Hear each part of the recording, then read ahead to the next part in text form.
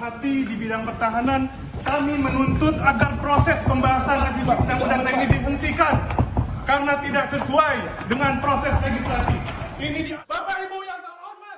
Pasca aksi protes rapat tertutup RUU TNI Komisi 1 DPR RI yang digelar di Hotel Fairmont, Jakarta, Koordinator Kontras Dimas Bagus Arya Saputra menjelaskan bahwa ada upaya teror 3 orang tak dikenal yang menyambangi kantor Kontras.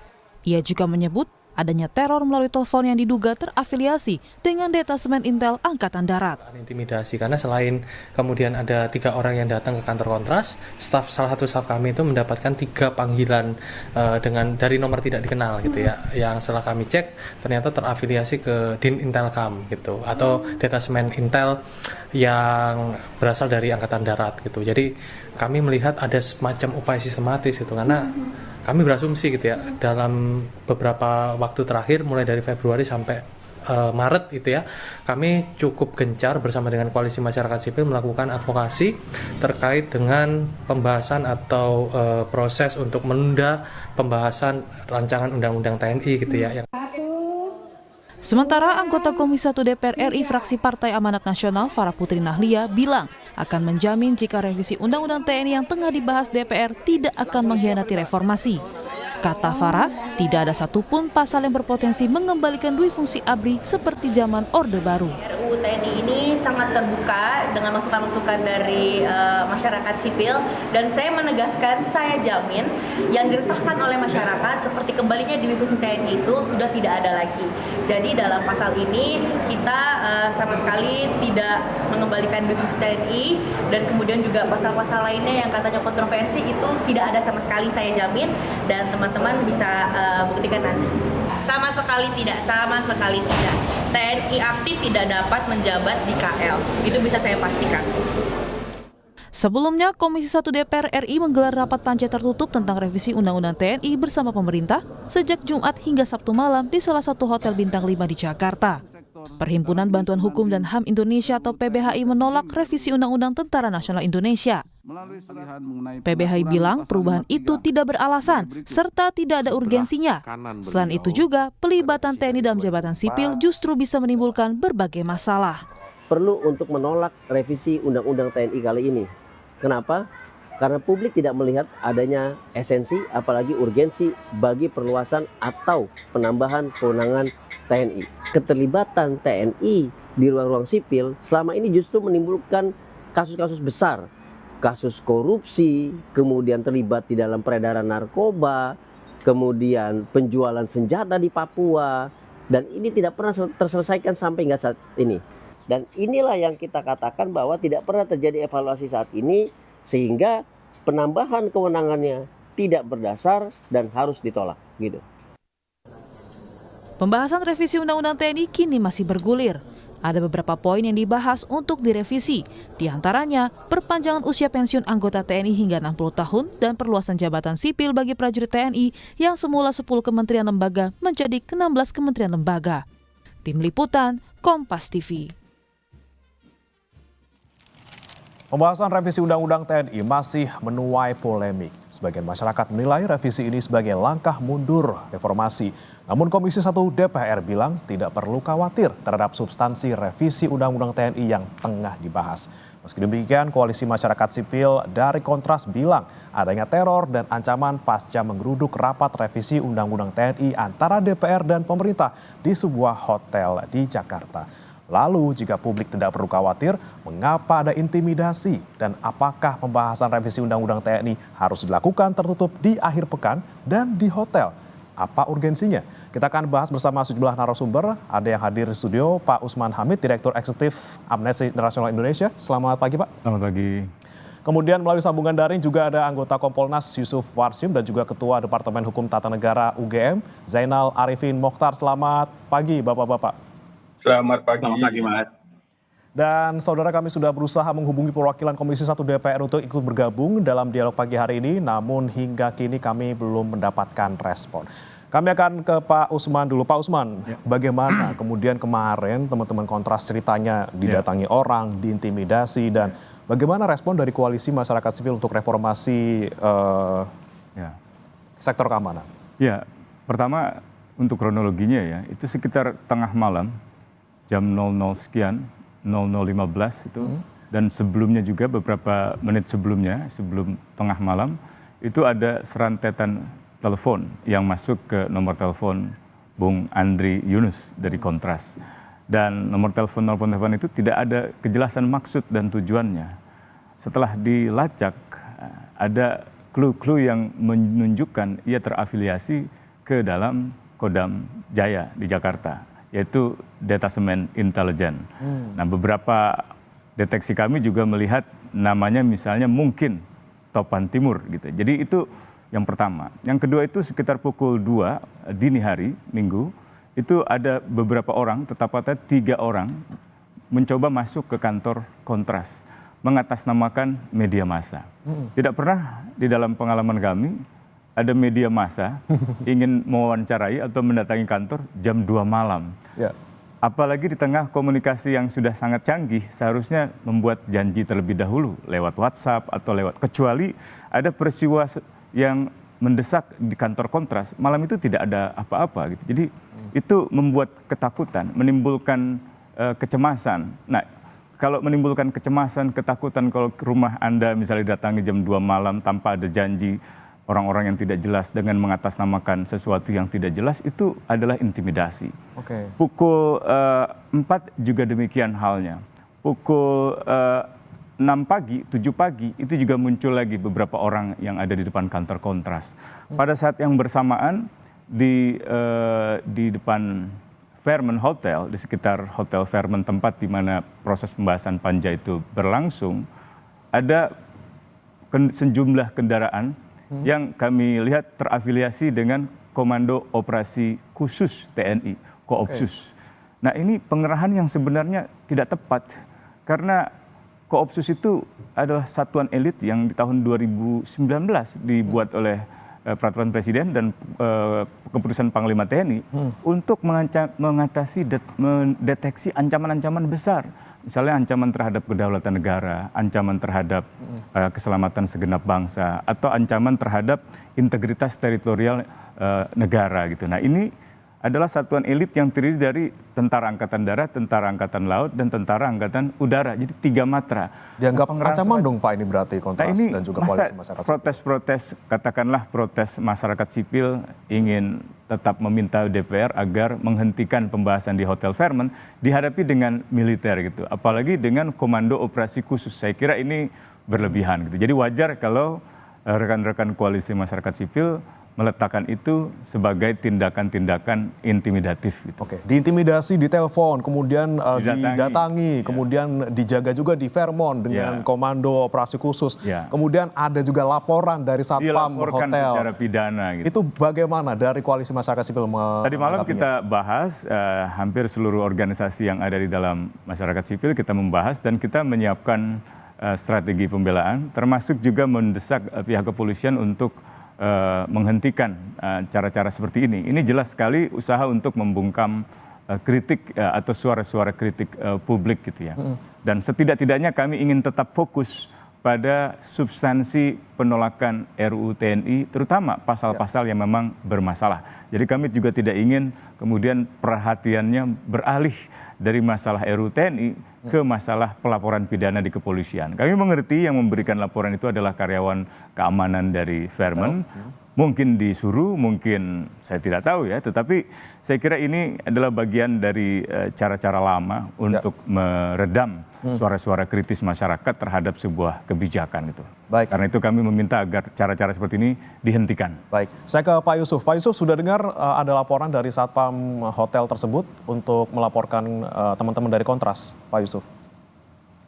Terima kasih. Sejauh ini memang kami sudah mendapatkan informasi terpantau ada laporan polisi di Polda Metro Jaya, SPKT Polda Metro Jaya terkait pada tanggal 15 April ya, terkait dengan adanya peristiwa di Fairmont Hotel pada tanggal 15 April itu juga. Nah, ini yang pertama.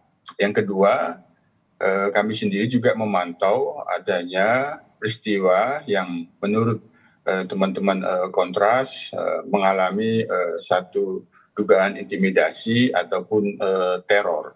Ini kami terus pantau dan cermati. Dan memang ini tentu dalam situasi di mana demokrasi kita sedang menghadapi satu tantangan. Nah, tentu kami sebagai pengawas kepolisian dalam hal ini memastikan dan meyakinkan bahwa di kepolisian sendiri kan ada komitmen pemolisian demokratik, yang salah satu prinsip pemolisian demokratik itu adalah menjunjung dan menegakkan hak asasi manusia. Oleh karena itu, ketika ada laporan polisi yang pada tanggal 15 April ini, ya tentu kita harapkan dan kita dorong dipastikan bahwa respon terhadap laporan kepolisian itu berada dalam prinsip-prinsip pemolisian demokratik, dicermati betul, tidak terburu-buru untuk disikapi apakah memang dengan dilakukan pencermatan, penelitian ada satu peristiwa yang diduga tindak pidana yang itu diperlukan tindak lanjut penyelidikan. Tentu yang itu yang kita pastikan, yang kita dorong kepada Polda Metro Jaya untuk cermat dan hati-hati menyikapi laporan polisi, meskipun laporan polisi tentu hak setiap warga negara ketika melihat sesuatu yang itu diduga ataupun indikasi adanya peristiwa pidana, tentu itu menjadi hak dan satu sisi juga kewajiban. Tapi sekali lagi kita harapkan dan kita pastikan kepolisian Polda Metro Jaya dipastikan menjalankan prinsip-prinsip pemolisian demokratik di dalam memproses laporan polisi tersebut. Oke, berarti nanti kalau misalnya ada kemungkinan dari pihak Kontras atau Koalisi Masyarakat Sipil juga ikut melaporkan balik, dari polisi juga harus menerima, seperti itu Pak? Ya tentu, itu juga bagian dari hak masyarakat, hak individu ketika melihat satu peristiwa, mengalami atau mendengar adanya peristiwa yang diduga ada peristiwa pidana, itu juga merupakan hak dan juga merupakan kewajiban untuk melaporkan. Kami tentu sangat mengapresiasi nantinya apabila dari pihak teman-teman Kontras akan melaporkan kepolisian, sehingga kepolisian juga punya dasar untuk menindaklanjuti. Sejauh ini memang tentu dari pihak kepolisian, karena ini sudah ada di dalam pemberitaan bahwa dari teman-teman Kontras mengaku ada mengalami intimidasi dan teror, ini juga terpantau. Hanya bagaimana respon selanjutnya tentu sebaiknya memang ada laporan kepolisian. Baik, baik. Saya ke Mas Uceng. Mas Uceng, terkait dengan laporan dari teman-teman Satpam di hotel pada tanggal 15 Maret 2025 ini, kemudian kalau Anda melihat dari peristiwa yang kemarin ada interupsi di hotel tersebut oleh teman-teman Kontras, apakah memang bisa tanda kutip dikatakan ada pelanggaran di sana? Pasal-pasal yang kemudian dilaporkan tadi ada pasal 172, 503, 335, bahkan 217. Bagaimana Mas Uceng? Saya kira begini ya, paling pertama kita harus tarik ke akarnya. Akar problem ini adalah karena DPR melakukan pembahasan secara tertutup. Coba Anda bayangkan, bahkan kalaupun Anda anggota DPR yang berjanji katanya bahwa ini tidak ada yang namanya dui fungsi, tapi kan itu terjadi karena tidak adanya transparansi. Sampai sekarang kita sulit mengakses mana sebenarnya dokumen resmi atau pembahasan terakhir oleh para anggota DPR, mana bunyi pasal yang asli, karena di beberapa media sendiri tersebar dengan versi yang berbeda-beda. Ini kan seperti trauma ya, ini kan seperti trauma yang kita alami berulang kali di berbagai undang-undang belakangan. Terjadi gejala terjadi gejala seperti ini, kayak kejar tayang gitu. Gejala di mana undang-undangnya dibuat tanpa melalui sebuah proses aspirasi yang memadai, partisipasi yang memadai. Kalau kita baca putusan MK itu kan sebenarnya sudah menggariskan bahwa harusnya ada meaningful participation. Ya. Bahwa setiap pembuatan peraturan perundang-undangan itu ada hak untuk didengarkan, hak untuk diperkembangkan, dan hak untuk dijelaskan. Ya. Dan itu sudah diadopsi juga di pasal 96 Undang-Undang Pembentukan Peraturan Perundang-undangan oleh DPR. Nah, pertanyaannya adalah kenapa DPR yang sudah mengadopsi itu di pasal 96 lalu kemudian tidak melakukan apa-apa berkaitan dengan Undang-Undang TNI. Nah, pertanyaan besar itulah yang membuat kenapa ada pertanyaan soal apa yang sedang disembunyikan. apa yang sedang mencoba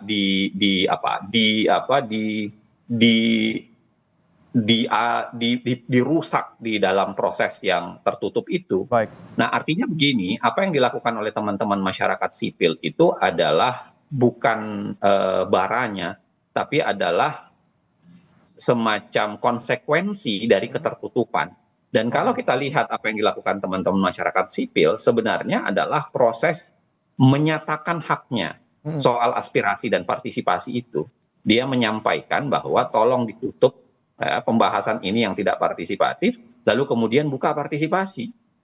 Supaya kemudian partisipasi terbuka, aspirasi terbuka, serta transparansi soal apa yang sedang dibincangkan, apa yang sedang dilakukan, dan apa yang sedang akan dibuat, itu kemudian bisa diketahui oleh publik. Baik.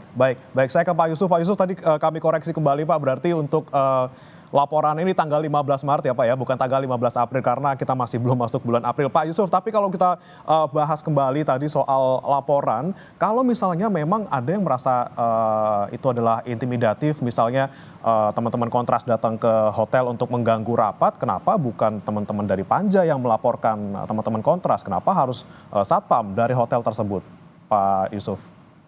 Iya, tadi dikoreksi 15 Maret ya laporannya yang kita dapatkan informasi. Nah, ya tentu ini kan kaitannya dengan hak ya. Ya kita tidak bisa mengatur-atur, mengintervensi. Nah, apakah ini harus yang membuat LP Panja? Untuk itulah kami sebagai pengawas kepolisian yang bersifat eksternal ini ya mendorong dan memastikan bahwa di dalam merespon LP tersebut betul-betul cermat. Nah, betul-betul cermat bagaimana sebenarnya posisinya ya. Kalau soal Panja dan sebagainya kaitannya dengan yang melakukan rapat itu tentu juga nantinya apabila memang di dalam proses pencermatan itu dari pihak kepolisian perlu juga bekerja sama dengan Mahkamah Kehormatan Dewan, karena bagaimanapun mekanisme tata tertib rapat itu kan diatur di dalam tata tertib DPR. Apa yang dikatakan rapat Panja dan bagaimana sifat rapat itu, apakah rapat tertutup atau terbuka terkait dengan rapat pembahasan RUU. Nah, ketika itu rapat memang harusnya terbuka, tentu setiap orang bisa mengakses ketika itu terbuka. Nah, ini kan tentu terkait dengan rapat, tapi tentu pihak kepolisian dalam hal ini ketika ada laporan polisi yang disampaikan dari pihak Satpam Fairmont Hotel, yaitu tentu perlu dicermati di dalam merespon agar tidak terkesan terburu-buru, tidak terkesan nanti ada keinginan untuk melakukan kriminalisasi. Sekali lagi apa yang saya maksud tadi ini adalah dalam situasi demokrasi menghadapi tantangan. Oleh karena itu, komitmen pemolisian demokratik yang ada di kepolisian itu benar-benar dijalankan, yang salah satunya adalah menjunjung dan menghormati hak asasi. Baik. Saya ke Pak Usman lagi. Pak Usman, ini kan yang dikhawatirkan oleh teman-teman koalisi masyarakat sipil adalah rapat yang tertutup, seperti ada yang mungkin disembunyikan seperti itu. Apakah itu kekhawatiran dari teman-teman koalisi masyarakat sipil, padahal teman-teman DPR juga sudah bilang tidak akan ada dwi-fungsi TNI di sini? Ya, pertama kalau tidak akan ada dwi-fungsi, sebenarnya pengertian dwi-fungsi itu kan dua peran, dua fungsi dari TNI, baik itu urusan pertahanan maupun non-pertahanan.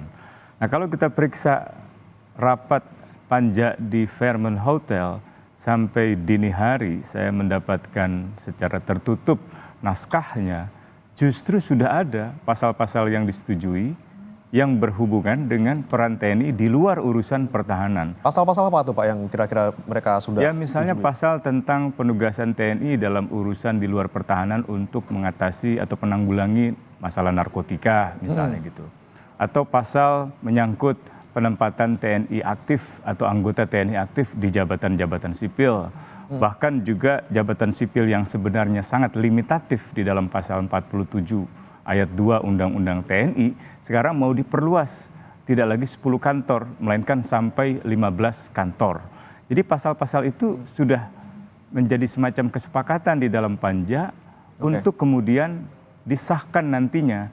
Dan itu artinya pasal-pasal itu menunjukkan ada peran atau ada fungsi lain selain fungsi sebagai alat pertahanan dari TNI. Jadi jaminan pernyataan tadi tidak kredibel karena tidak dibuktikan dengan perkembangan naskah pembahasan yang disetujui di dalam panja di Hotel Fairmont itu. Tapi kalau menurut Anda, Pak Usman, kalau misalnya kita lihat beberapa tahun belakangan atau selama ini kita cermati bahwa di beberapa lembaga seperti misalnya BNPB misalnya memang sudah ada TNI aktif yang ada di sana. Itu kemudian selama ini juga tidak ada protes, tidak ada yang merasa terusik. Kemudian kenapa baru sekarang ada gunjang-ganjing seperti ini? Sebenarnya kalau dilacak, misalnya pemberitaan Kompas, baik itu harian Kompas maupun kompas.com, itu ada protes-protes itu.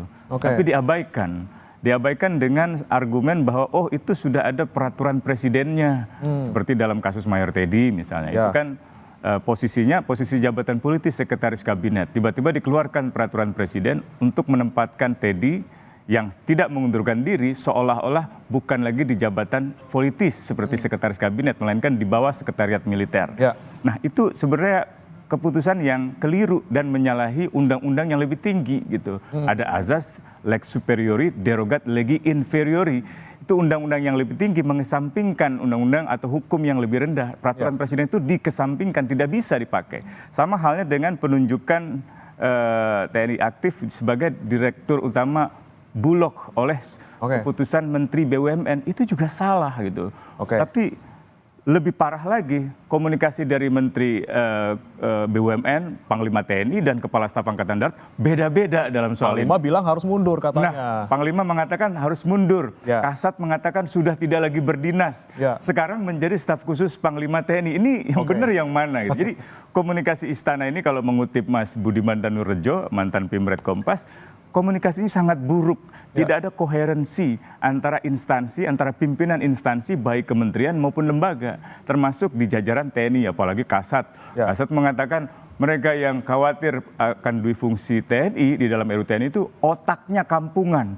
Bayangkan diksi yang digunakan itu, diksi yang saya kira tidak sepantasnya disampaikan oleh seorang jenderal. Karena diksi itu artinya kita terbelakang, kita kurang ajar. Kita tidak terdidik. Coba dibaca Kamus Besar Bahasa Indonesia itu. Dan ini sebetulnya kesalahan para perumus. Seolah-olah kata kampungan itu adalah kata yang berkonotasi negatif. Itu harus dikoreksi. Seolah-olah orang yang di kampung, ya. Saya lahir besar di Jakarta. Tapi orang tua saya orang kampung. Saya yakin Pak Maruli Simanjuntak, Kepala Staf Angkatan Darat, orang tuanya atau leluhurnya juga orang kampung. Ya, jadi pertanyaan kata-kata itu keluar dari orang yang seharusnya tidak mengeluarkan kata-kata itu dan seharusnya punya kapasitas dan juga kapabilitas. Tapi Pak Usman, kalau kita melihat misalnya TNI bilangnya, oke, saya punya kapasitas, saya punya kredibilitas di sini, saya bisa memimpin lembaga ini, itu seperti apa? Tapi jangan dijawab dulu Pak Usman, karena kita akan bahasnya usai jeda berikut ini. Saudara tetap bersama kami di Sapa Indonesia Pagi.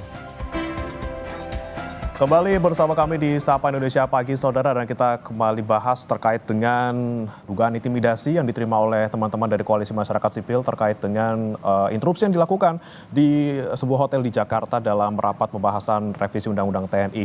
Saya coba ke Mas Uceng dulu. Mas Uceng, ini kan terkait dengan kemarin rapat yang tertutup, ini kan kemudian menimbulkan pertanyaan dari publik. Ini partisipasi publiknya di mana? Nah, kalau ketika tidak ada partisipasi publik, ada bahayanya nggak nih Mas Uceng? Dan bagaimana kemudian nanti produk undang-undang yang dihasilkan, yang kontroversial seperti ini, apakah bisa legitimate dijalankan seperti itu? Kalau di tingkat riset ya, ada riset yang menarik yang dilakukan dulu oleh seorang mahasiswa di Amerika, yang itu melihat berapa banyak undang-undang, dan dia sampai seratusan tahun dia riset, itu berapa banyak undang-undang yang dibuat tanpa partisipasi itu biasanya kehidupannya tidak lama. Karena kemudian dia mudah sekali untuk diuji dan mudah untuk diubah gitu ya, dibanding dengan undang-undang yang dibuat dengan partisipasi yang memadai. Itu satu secara teoritik. Yang kedua, kenapa partisipasi itu penting? Karena partisipasi itu menjadi batas untuk perbincangan banyak hal. Satu misalnya yang banyak dikeluhkan dari undang-undang ini, kalau kita mau bedah itu kan sekurang-kurangnya ada 3. Yang pertama itu adalah paradigmanya. Bagaimana sih paradigma undang-undang TNI ketika TNI terakhir itu dianggap harus balik ke barak? Kenapa saatnya sekarang itu seakan-akan ada arus balik? mau dikembalikan ke model dui fungsi itu paradigma. Yang kedua tentu saja soal substansi dan isinya. Ada isi-isi yang itu secara teknis perdebatannya banyak, ya. Bukan hanya sekedar apa yang sudah dijelaskan oleh Bang Usman tadi, tapi ada beberapa hal lagi yang tetap juga mendatangkan perdebatan. Misalnya soal usia pensiun. Kalau yang beredar di publik, usia pensiunnya itu dibikin kategorisasi gitu. Brigjen berbeda dengan Letjen berbeda, lalu kemudian Maijen berbeda, Letjen berbeda. Itu kalau misalnya draft yang kita ketahui kan ada semacam seperti itu. Secara substansi perdebatannya banyak. Dan yang ketiga tentu saja adalah bagaimana bentukan undang-undang itu seharusnya kesepakatan oleh publik. Nah, partisipasi kan fungsinya di situ. Jadi dia bisa mengawal paradigma, dia bisa mengawal substansi, dan dia bisa mengawal demokratisasi untuk sebuah isi peraturan perundang-undangan. Dan itu sebabnya kenapa undang-undang penting. Yang ketiga, saya mau bilang begini, Mas. Ada semacam pemaksaan ya, kalau kita baca misalnya naskah akademik dari RUU TNI yang beredar, ya, yang mohon maaf itu hanya beberapa halaman, tidak seakan-akan dipaksakan ya, itu kayak semacam ada lompatan-lompatan berpikir gitu. Dia mengatakan karena TNI punya orang yang berkapasitas, maka sayang untuk tidak digunakan dalam jabatan-jabatan publik gitu. Kan pertanyaan itu bisa dibalik. Orang sipil juga banyak yang berkapasitas. Kenapa kemudian harus diambil dari militer? Belum lagi misalnya kesimpulan yang mengatakan karena TNI makin dipercaya publik, maka kemudian TNI bisa masuk ke jabatan-jabatan itu. Jangan lupa misalnya kalau kita pakai risetnya Mas Burhanuddin Muhtadi yang mengatakan bahwa salah satu yang menggeret tinggi tingkat kepercayaan pada TNI dibanding pada Polri beberapa saat yang lalu, itu karena TNI kembali ke barat.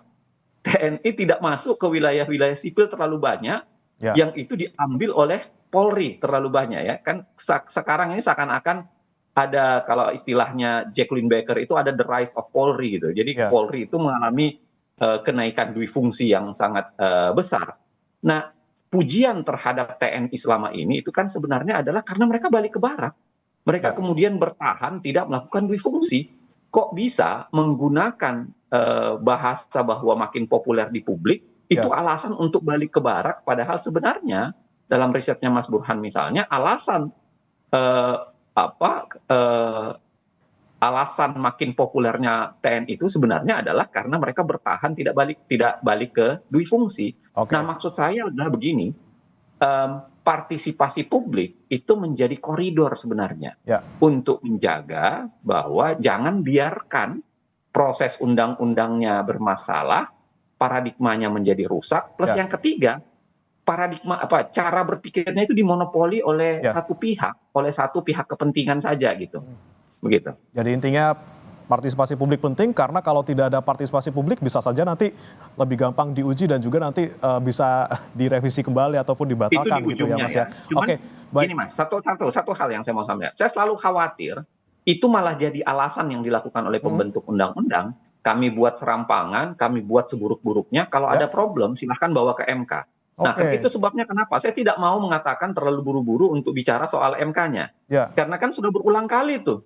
Alasan pembentuk undang-undang selalu begitu. Undang-undang MK begitu, undang-undang Cipta Kerja begitu, undang-undang KPK begitu. Kalau udah di MK nanti makin susah ya Mas Uceng ya? Iya, silahkan bawa ke MK itu bahasa kayak jimat terakhirnya DPR gitu. Ya, baik. Sebelum saya ke Pak Yusuf, kami sudah mengundang atau mencoba mengundang Komisi 1 DPR, saudara, namun hingga saat ini kami masih belum mendapatkan respon dari perwakilan Komisi 1 DPR.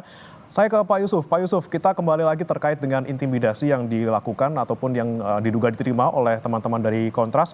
Ini bagaimana kemudian dari Kompolnas memastikan bahwa jangan sampai kemudian ini justru laporan-laporan ini, laporan dari Satpam Hotel ini justru malah nanti menggiring isu ini ke pidana, bukan justru ke esensinya, yaitu terkait dengan pembahasan revisi Undang-Undang TNI. Dan ke depannya bagaimana Pak Yusuf supaya tidak ada lagi mungkin dalam tanda kutip pembungkaman terhadap suara-suara publik? Ya, tadi sebagaimana yang saya sampaikan di awal, laporan polisi itu kan dibuat oleh salah satu warga negara, tentu itu adalah hak dan juga merupakan kewajiban. Kami sebagai pengawas dalam hal ini, pengawas kepolisian tentu terkait dengan bagaimana merespon dan menindaklanjuti laporan polisi, tentu kami mendorong dilakukan secara profesional, sesuai dengan peraturan perundang-undangan, sesuai dengan Perkap. Apabila ketika ada LP, siapapun, dari manapun, ketika itu dihentikan atau ditolak, itu nanti akan menjadi masalah. Nah, itu kaitannya dengan LP yang dari Fairmont Hotel. Ya. Oleh karenanya, ya dilakukan secara profesional saja, hanya perlu cermat. Nah, profesional tentu sesuai dengan Perkap tentang penyidikan tindak pidana. Bagaimana LP itu diproses, bagaimana nantinya LP itu dihentikan, itu ada prosesnya gitu. Termasuk nanti apabila dari teman-teman kontras juga akan melaporkan, tentu dipastikan bahwa LP itu tidak bisa ditolak. Nah, tapi LP itu diproses sebagaimana Perkap tentang penyidikan tindak pidana. Kalau memang tidak ada unsurnya dari LP Fairmont Hotel, dipastikan pasti penyidik akan menghentikan penyelidikannya nantinya apabila dilakukan penyelidikan. Semuanya sekali lagi tentu dilakukan secara profesional, tidak ada pemaksaan-pemaksaan. Bagaimana nantinya akan dihentikan, akan dilanjutkan, semuanya itu sudah diatur di dalam Perkap tentang penyidikan tindak pidana. Oke, kalau memang tidak layak untuk dilanjutkan akan dihentikan. Saya ke Pak Usman lagi. Pak Usman, memang ada rencana dari Koalisi Masyarakat Sipil untuk melaporkan balik, Pak? Ada.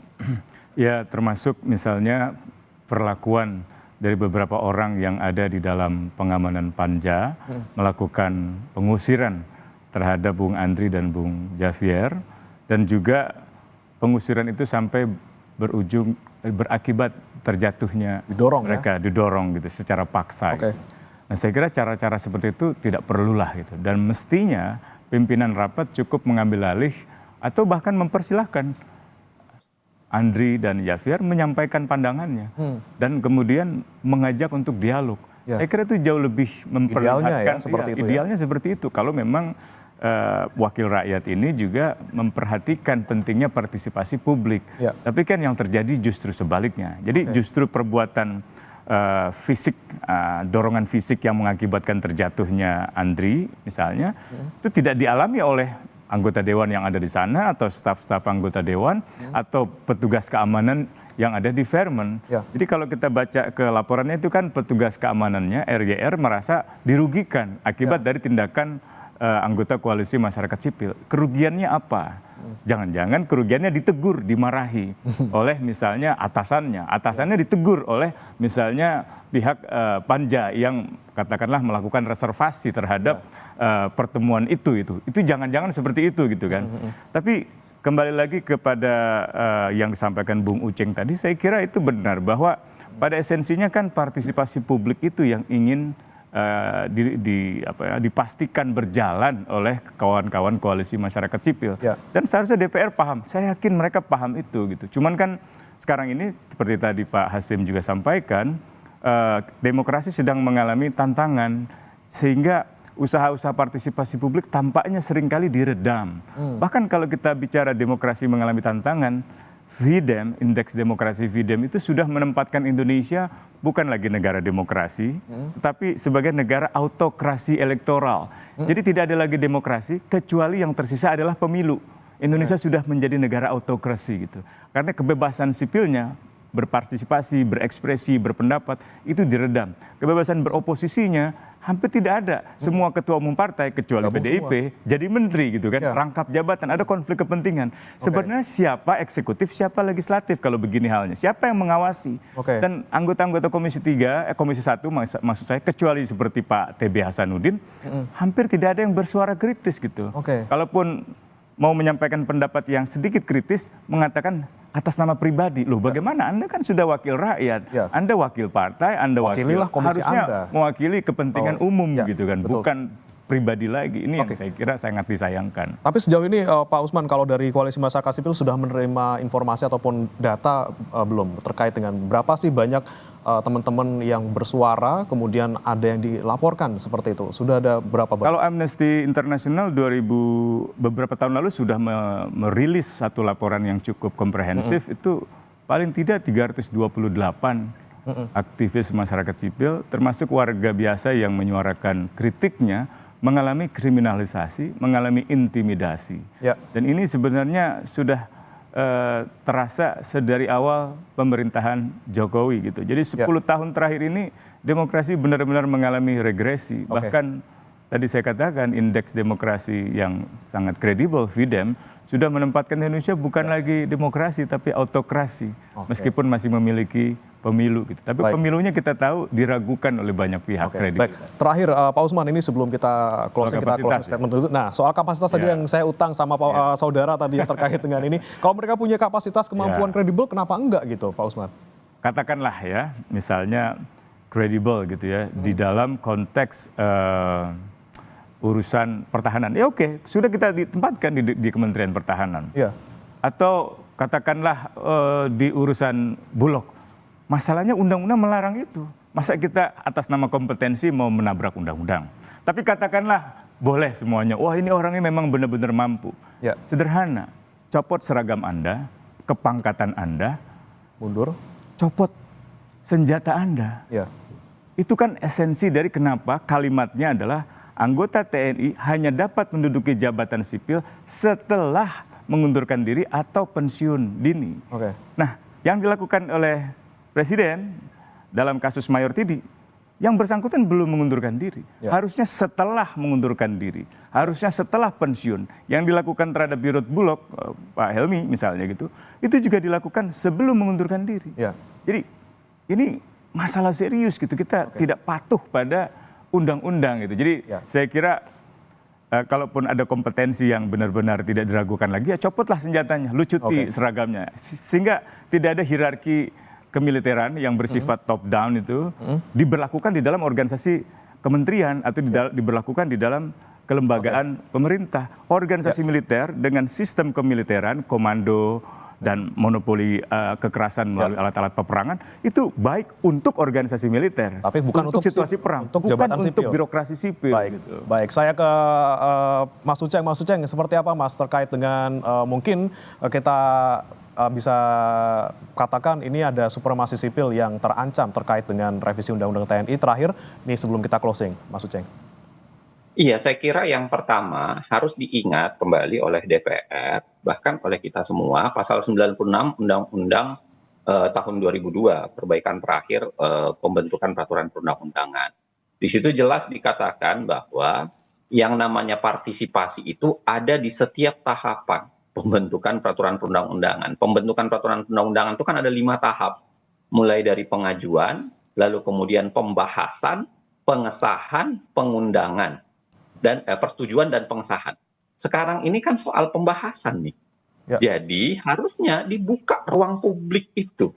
Ya, jangan ditutup dengan alasan bahwa ini pertemuan tertutup, apalagi dibawa ke hotel mewah yang kelihatannya itu bertentangan diametral dengan bahasa efisiensi yang sedang digembar-gemborkan saat ini. Satu. Yang kedua adalah harus diingat bahwa bahaya masyarakat sipil ya ketika diintervensi oleh